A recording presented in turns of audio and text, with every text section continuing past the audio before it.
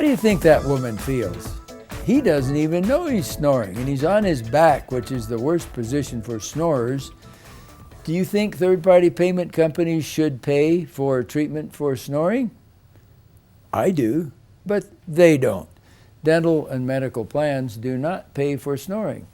Now, if you have a legitimate sleep test done and you find that there is snoring being accompanied by sleep apnea, medical plans will pay for treatment of sleep apnea. Dental plans won't.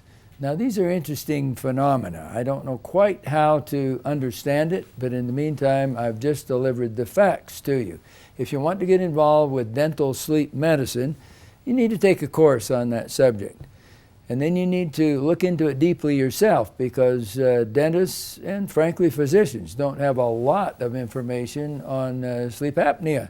It's time to look into it. It's becoming more and more predominant, and upwards of 40 or 50% of people actually snore. And what an obnoxious situation that makes for families, even to the point of marital distress and divorce.